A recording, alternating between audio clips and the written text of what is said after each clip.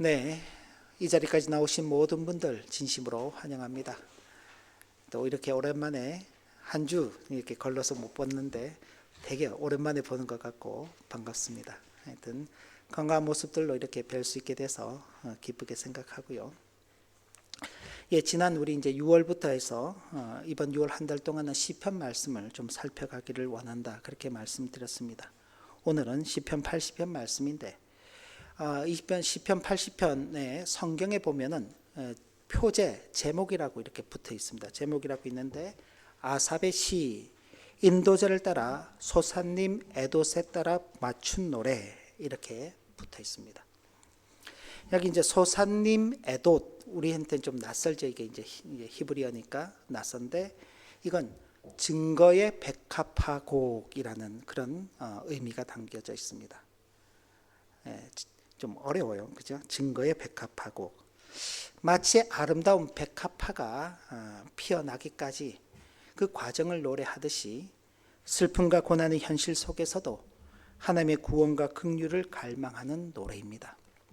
시대적 배경은 정확하게는 언제인지 알 수 없는데 많은 분들이 아마도 북이스라엘이 아수르에서 멸망하고 난 직후에 쓰여진 그런 시가 아닐까 그렇게 추정을 하고 있습니다. 이제 이스라엘이란 나라가 원래는 하나의 나라로 이렇게 있었는데 이게 이제 우리나라처럼 남북이 갈리듯이 이스라엘도 북이스라엘과 남유다로 이렇게 나눠지게 됩니다. 위에 이제 10개 지파가 한 나라를 만들어서 북이스라엘이라는 이름으로 있었는데 그 나라가 아시리아에 의해서 멸망을 당하는 것입니다. 그것을 지켜보고 있는 그 이제 형제 나라잖아요. 그 형제 나라가 그 나라의 멸망을 보면서 하나님 앞에서 참 안타까워하면서 기도하는 내용들입니다.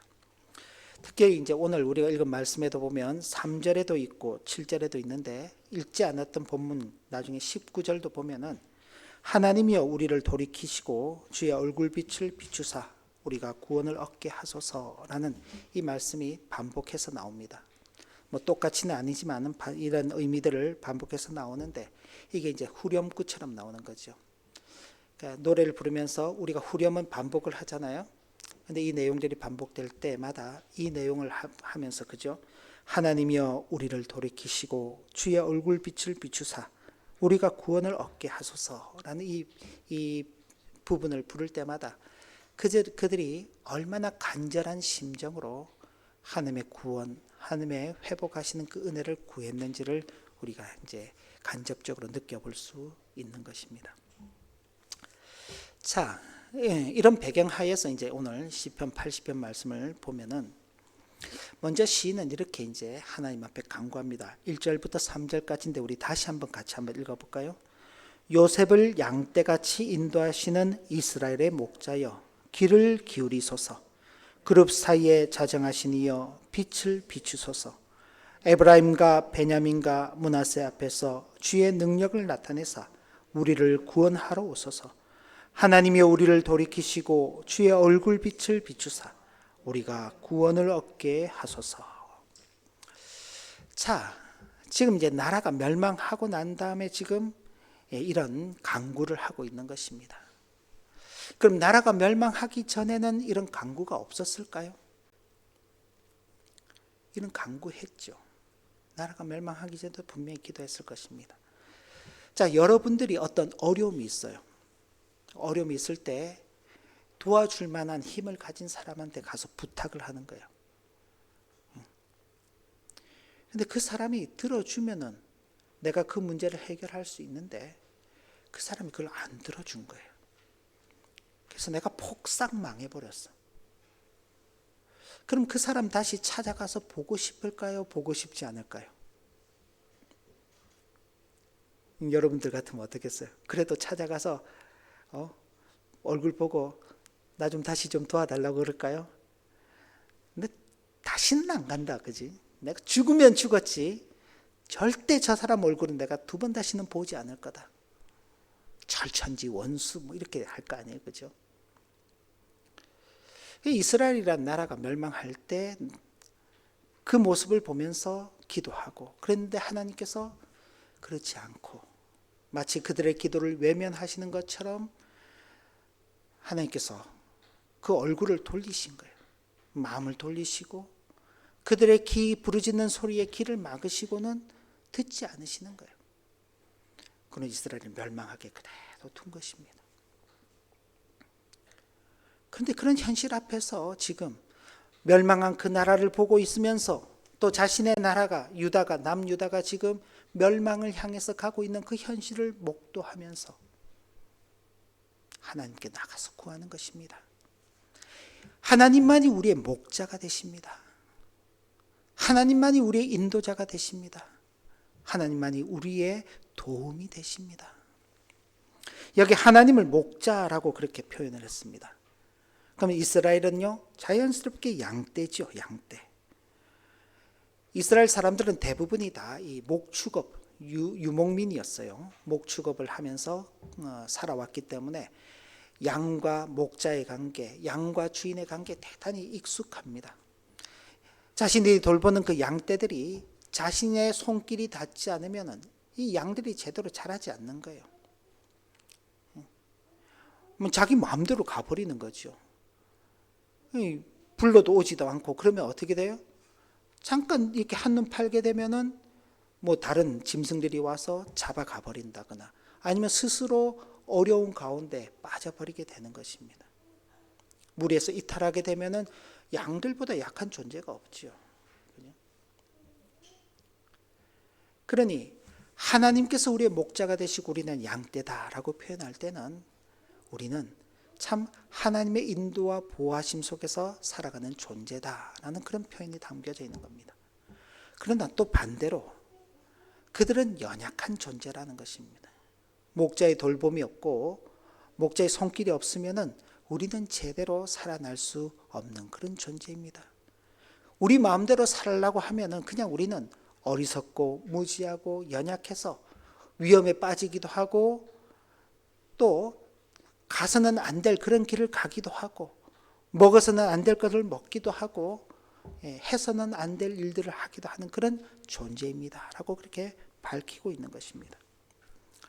이런 것들은 이제 이스라엘 역사 속에서도 우리가 볼 수 있습니다. 이스라엘 역사 속에서 그들이 하나님과의 관계가 좋았을 때 그때는 항상 평안을 누렸어요. 근데 하나님과의 관계가 깨어지기 시작하면은요, 그들은 어려움을 겪었습니다. 그러니까 하나님과의 관계가 무엇 때문에 깨어지는 것인가요?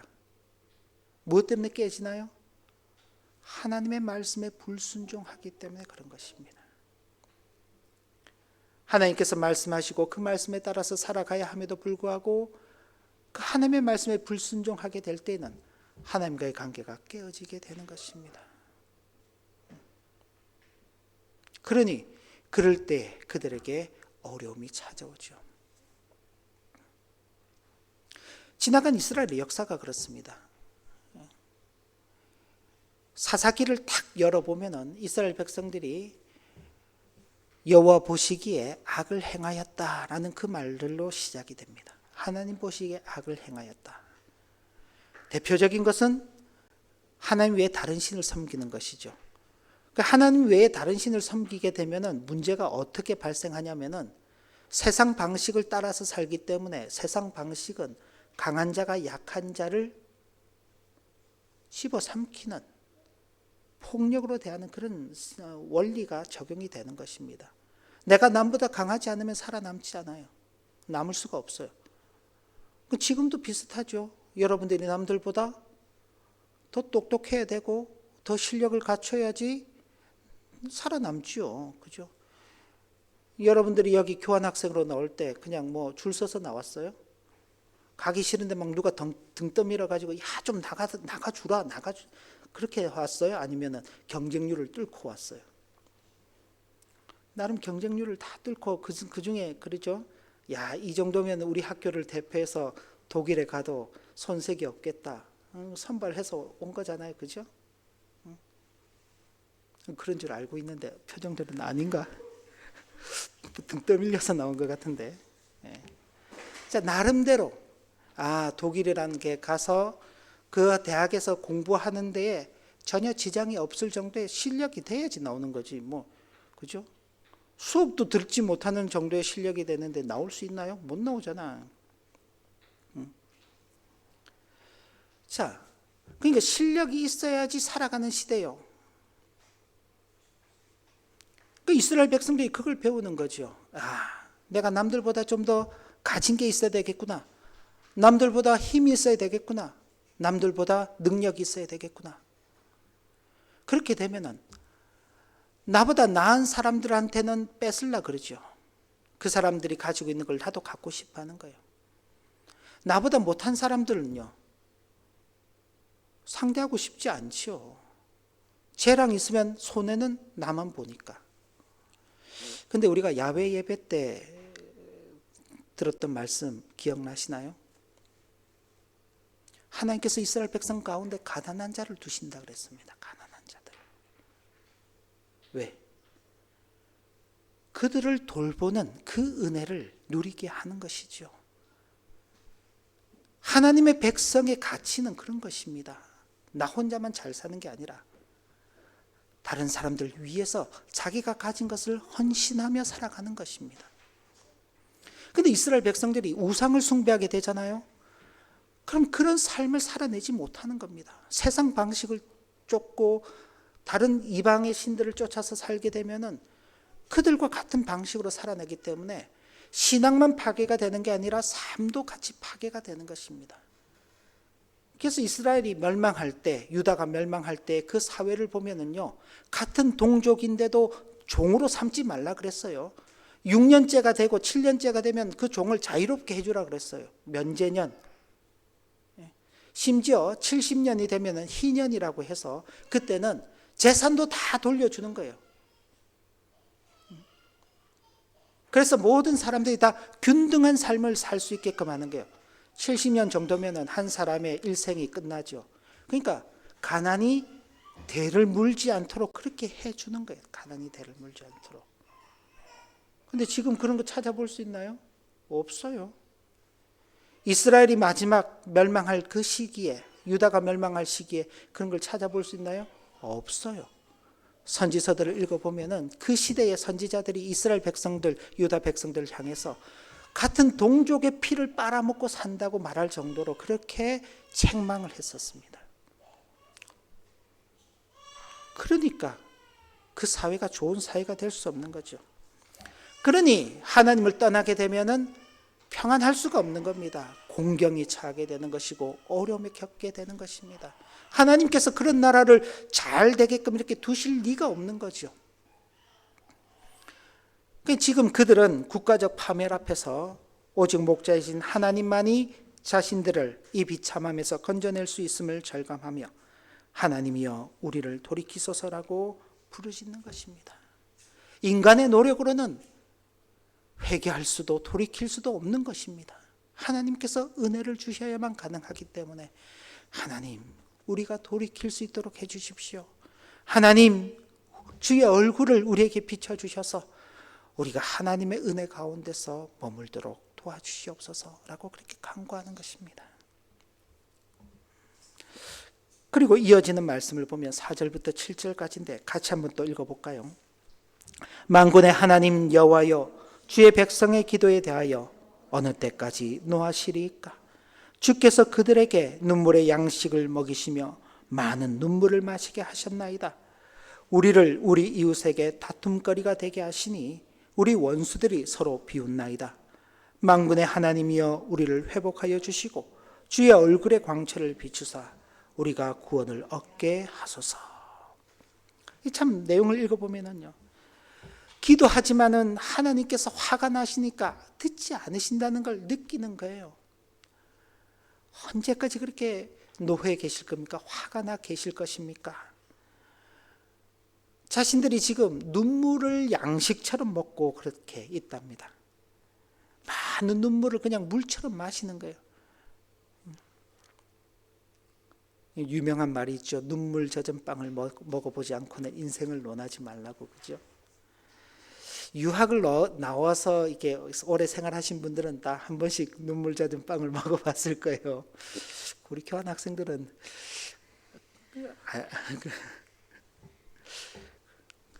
그건 모르지만 아무튼 집에서 부모님 밑에서 살 때가 좋았다. 그건 좀 깨닫겠죠. 화장실 딸려 있는 집에서 살 때가 좋았다. 화장실 가려 그러면 공용 화장실 가려 그러면은 막 방을 나가서 그죠? 복도로 한참 나가야 되잖아요, 그죠? 인생을 그렇게 해서 좀 배우는 거죠. 지금 그 멸망의 자리에서 얼마나 오죽하면 눈물을 양식으로 삼는다 그러겠어요. 눈물을 물처럼 마신다 그렇게 표현을 하겠습니까? 주변의 이웃들, 이 이웃들이 원수들이죠. 이웃들, 원수들이 그냥 자신들을 가만히 두지 않는 거예요. 그런 형편 속에서도 하나님이여 우리를 회복하여 주시고 주의 얼굴의 광채를 비추사 우리가 구원을 얻게 하소서. 이스라엘이 당하는 고난은 앞서도 말씀드렸던 것처럼 그들의 불순종과 불신앙의 결과였습니다. 이스라엘의 번영은요, 그렇다면요, 그들 자신의 능력 때문에 주어진 것인가요? 아니면 하나님의 은혜 때문에 주어진 것인가요? 하나님의 은혜 때문에 주어진 것이죠. 우리가 지난달 말씀일기를 지난 2달 동안 말씀일기 신명기 말씀들을 쭉 살펴보았었는데, 신명기 말씀은 이스라엘 백성들을 이끌었던 지도자 모세가 지난 40년을 딱 정리하는 책입니다. 정리하는. 그러면서 앞으로 나아갈 방향을 제시하는데 그 정리하는 내용의 핵심이 뭐냐? 너희 광야길 걸을 때 너희들은 더 불순종하며 걸었다. 하나님의 말씀을 제대로 따르지 않았다. 그러나 하나님께서 너희들을 인도해 주셨다. 그러니 이제 그 하나님을 바라보며 그 하나님을 믿고 의지하며 새롭게 주어질 그 땅에 가서는 그렇게 살지 말아라. 이제 제발 지나간 역사를 기억하면서 새롭게 주어질 그 가나안 땅, 약속의 땅에 가서는 하나님의 약속하신 말씀에 따라서 살아라. 그게 이스라엘 백성들에게 당부하는 내용입니다. 자기들의 실력으로 얻는 땅이 아니라 하나님의 은혜로 얻는 땅입니다. 자신의 능력으로 누리는 복이 아니라 하나님의 은혜로 누리는 복입니다. 하나님께서 함께 하실 때 그들은 그런 삶을 살았습니다. 그러나 하나님을 떠나버린 그 결과, 하나님의 은혜를 저버리고 하나님께 불순종하고 불신앙의 모습으로 살아온 그 결과 하나님의 진노를 당하는 것은 당연한 것이죠. 그러나 그렇다고 해서 시인은 절망하지 않고 범죄한 백성이라 할지라도 하나님께서 공의로만 다스리지 않으시고 긍휼과 자비, 사랑으로 돌보시는 하나님의 은혜로우심을 확신했기 때문에 이런 탄원과 간구를 드릴 수 있었던 것입니다. 하나님을 모른다면요, 못하죠. 하나님. 그러니까 여러분들이 그 사춘기가 되면은 부모님을 오해하잖아요. 사춘기가 되면 부모님을 오해해요. 부모님은 늘 나한테 잔소리하고 내가 하기 싫은 것만 하라고 자꾸 시키시고 내가 하고 싶은 건 전부 다 하지 말라고 하고, 그죠? 그래서 부모님과 이렇게 거리가 막 벌어져요. 그래서 어떤 경우는 참 나가서 사고를 치기도 하고 문제를 일으키기도 하고 그래요. 근데 그 과정까지는 누가 같이 해주냐? 둘도 없는 내 절친이 같이 해주죠. 그죠? 줄도 없는 내 절친이 같이 해주고 왜 막 웃나요? 걔네들이 나랑 같이 그냥 인생을 같이 살아줄 것처럼 이야기하죠. 나의 모든 고민을 다 들어주면서 마치 그 고민을 해결해 줄 것처럼 그렇게 있는데 막상 어떤 사건이 터지고 문제가 터지면은요, 누가 와서 수습을 해주나요? 부모님이 와서 수습을 해주는 겁니다. 그런 과정을 겪고 나면은 그제서야 비로소 부모님의 마음을 이해하고 부모님을 신뢰하게 되는 것이죠. 그리고는 부모님에게 나아가서 자신의 고민, 자신의 미래, 그 부분에 대해서 같이 의논을 하게 되는 겁니다. 그런 걸 두고 우리가 이제 철이 든다, 그렇게 이제 표현을 하는 거죠. 철이 든다. 하나님을 모른다면은요, 하나님은 우리가 잘못하면 혼내시는 분. 그죠? 잘못하면 혼내시죠. 부모님도 잘못할 때 혼낸단 말이에요. 근데 혼만 내고 마나요? 아니요. 혼낸 걸 후회하고 혼낸 그것을 안타까워하면서 그 자녀를 보듬어 안는 것이 그게 부모지요. 하나님께서도 마찬가지입니다. 그 공의로우심 때문에 당신의 택한 백성들에 대해서 진노하시지만 그냥 버려두지 않으신다고요. 다시 품으시지요. 다시 회복시켜 주시지요. 이전과 같은 그 복을 다시 누리게끔 하시겠다고 약속하시죠. 좀 모자라도 이끌어 가시는 겁니다. 모자라도. 뭐 우리가 잘나서 살고 있나요? 아니요.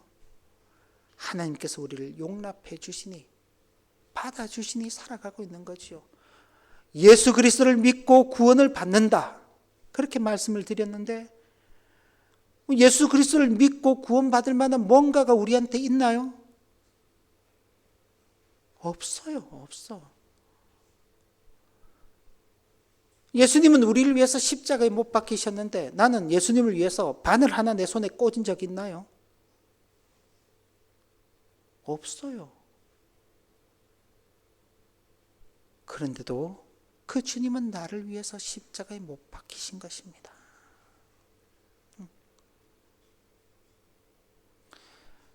필요할 때는 주님을 찾고 좀 부담스러울 때는 주님을 버리는 게 우리잖아요. 그런데도 주님은 우리를 버리지 않으십니다. 주님의 제자, 1등 제자라고 그렇게 불렀던 베드로. 그 베드로가 주님을 모른다고 3번이나 했어요. 3번이나 부인했단 말이에요. 나중에는 저주하면서 부인했다 그랬어요. 그런데 그런 베드로를 주님께서 찾아가시는 겁니다. 베드로야, 너 나 사랑하지? 예, 주님, 제가 주님을 사랑합니다. 주님 아시잖아요. 근데 주님 또 물어요. 베드로야, 너 나 사랑하지? 아니 주님, 왜 또 물으시나요? 제가 주님 사랑한다니까요. 근데 베드로에게, 베드로야, 너 정말 나 사랑하지? 아니 주님, 제가 주님을 사랑하는 줄 주님께서 아시지 않습니까? 아마 처음 그 질문, 2번째 질문을 받을 때 베드로의 마음에는, 아니 주님, 곤란하게 왜 자꾸 이 같은 질문을 나한테 물으시지? 라고 그렇게 생각했을 것입니다. 그런데 3번째 주님께서 물으시고 난 다음 아마도 베드로의 그 마음에는, 내가 이전에 3번 주님을 모른다고 했던 그것을 주님께서 사랑한다는 그 고백으로 바꾸어 주시는구나. 이후에 베드로의 삶이 바뀌는 것입니다. 전에는 모른다고 부인하고 자신을 잡으러는 그 사람들이 무서워서 숨던 베드로가 아니라 이제는 내가 하나님의 말씀을 듣는 게 낫냐, 사람들 말 듣는 게 낫냐, 나는 하나님의 말씀을 듣는 것이 더 낫다. 그러고는 나가서 때릴 테면 때려봐라, 죽일 테면 죽여봐라, 그러고는 복음을 전하는 것입니다. 그랬더니 사람들이 아무도 건들지 못하죠. 그러고는 아주 성경에 그 참 역사적으로 남아있는 내용인데, 베드로가 한 번 설교했는데 3,000명, 5,000명이 회개하고 돌아오는 그런 놀라운 역사가 있었다라고 성경은 기록하고 있습니다. 주님께서 그 베드로를 회복시켜 주시는 것입니다. 베드로가 그럴 만한 수준이 돼서가 아니에요. 베드로는 그럴 수준이 안 되었어요. 그러나 주님께서 그런 베드로를 안아서 그런 사람으로 빚어가시는 것입니다. 그건 저와 여러분들에게도 마찬가지인 것입니다. 그들이 당하는 고난은 단순히 그들만의 문제는 아닙니다. 이방 나라들의 조롱과 멸시는 결국 하나님의 백성을 택하신 하나님의 영광을 더럽히는 결과를 초래했기 때문에 시인은 주의 얼굴의 광채를 비추사 자신들의 수치를 회복하고 하나님의 영광이 다시 빛나기를 간구했던 것입니다. 바로 이 하나님께서 그 영광스러움을 잃어버리지 않으시기 때문에 저와 여러분들의 부족함이 있을지라도 우리를 이끌어 가시는 것입니다. 그러니 진노 중에서라도 우리는 긍휼을 구하는 기도를 올려드리는 것입니다. 그리고 마지막으로 시인은 주께서 한 포도나무를 애굽에서 가져다가 민족들을 쫓아내시고 그것들을 심으셨나이다. 그 그늘이 산들을 가리고 그 가지는 하나님의 백항목 같으며 그 가지가 바다까지 뻗고 넝쿨이 강까지 미쳤거늘 이라면서 이스라엘을 포도나무에 비유하며 과거의 영광과 현재의 참상을 대비시키는 것입니다. 이스라엘 백성들을 하나님께서 마치 포도나무를 심으시는 것처럼 그렇게 표현을 하는 것입니다. 이런 표현은 구약의 이사야서에서도 잘 나타나 있고 신약의 요한복음 15장에서도 잘 나타나 있는 내용입니다. 하나님께서 이스라엘을 애굽이라는 나라에서 이렇게 옮겨오시면서 가나안 땅에다가 심으신 것이죠. 잘 돌보시는 것입니다. 좋은 포도나무로 심으시고 그렇게 해서 하나님께서 기뻐하시는 그 열매를 맺어가도록 하시는 것입니다. 그게 이스라엘 백성들이 출애굽을 하고 가나안에 정착하게 된 내용들입니다. 하나님의 은혜지요.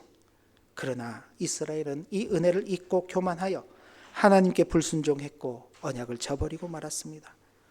그 결과로 한때 주인의 보살핌 속에서 아름다웠던 포도원이 이제는 담이 허물어져 버리고 야생 동물들에게 짓밟히는 폐허가 되어버리고 만 것입니다.